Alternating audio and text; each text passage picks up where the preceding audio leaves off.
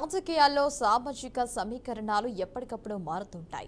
ఒక ఘటన, ఒక వ్యాఖ్య, ఒక దాడి మొత్తం రాజకీయ దృశ్యాన్ని కొత్త మలుపు తిప్పే పరిస్థితులు తీసుకువస్తుంటాయి. కానీ ఇటీవల వైసీపీ నేత అంబటి రాంబాబు ఇంటిపై జరిగిన దాడి అనంతరం కాపు సామాజిక వర్గం రాజకీయంగా ఒక్కటవుతోందా లేదా ఇది కేవలం సంఘటనకు వచ్చిన సహజ ప్రతిస్పందన? అంబటికి మద్దతుగా వైసీపీ కాపు నేతలు మాట్లాడిన మాటలు ఒకే తాటిపైకి వచ్చినట్లుగా కనిపిస్తున్నాయా?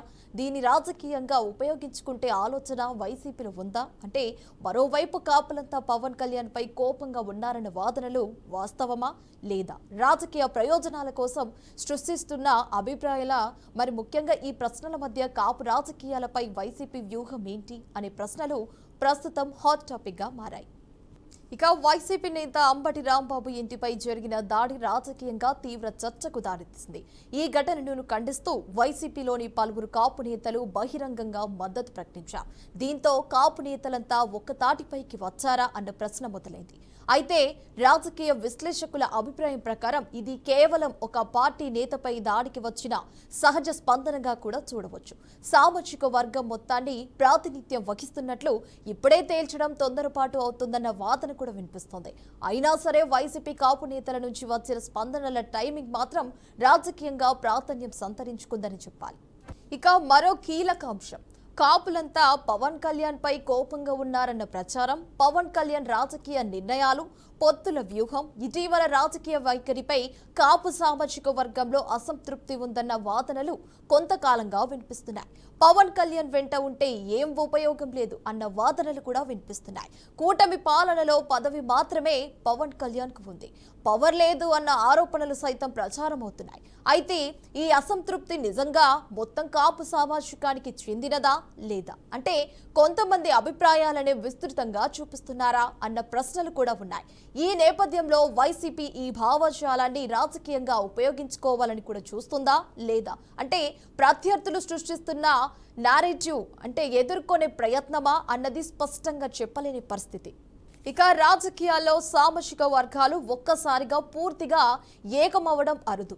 సాధారణంగా సంఘటనల ఆధారంగా తాత్కాలిక ఏకత్వం కనిపించవచ్చు. అంబటి రాంబాబు ఘటన తర్వాత వైసీపీ కాపు నేతలు ఒకే సర్వంతో మాట్లాడటం పార్టీ అంతర్గత ఐక్యతకు సంకేతంగా చూడాలా లేదా అంటే కాపు సామాజికానికి ఒక రాజకీయ బ్లాక్లా మలిచే ప్రయత్నమా? ఇది పూర్తిగా రాబోయే రోజుల్లో తీసుకునే రాజకీయ నిర్ణయాలపై ఆధారపడి ఉంటుంది.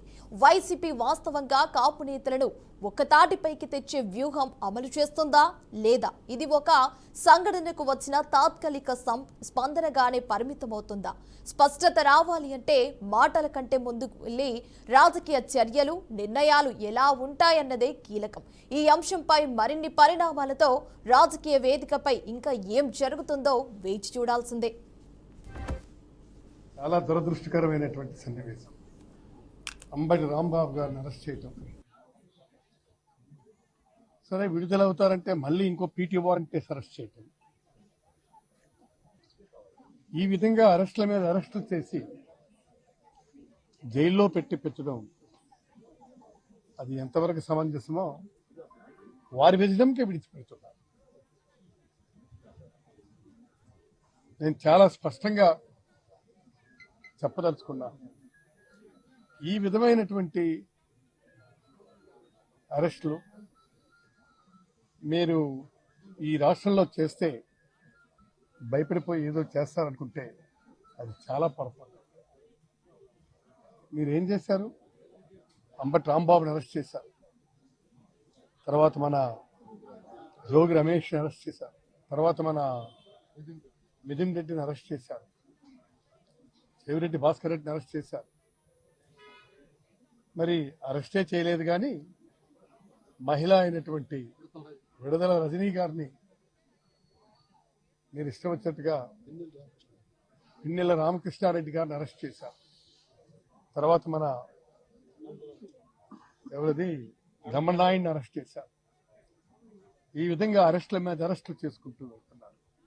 ఈ అరెస్టుల వల్ల ఏంటవుతుంది? బెదిరిపోయి ఏదో చేస్తామనుకుంటున్నారా? కాదు, దీనివల్ల రాటుదేలినితనం వస్తారు. చాలా కాపులు సహకారంతో 2 సార్లు ముఖ్యమంత్రి అయ్యారు. 2 సార్లు కూడా కాపుల్ని టార్గెట్ చేసి అవమానం పాలు చేస్తా ఉన్నారు. అంటే బానిసలుగా బతకాలని వారి అభిప్రాయం అనుకుంటానని.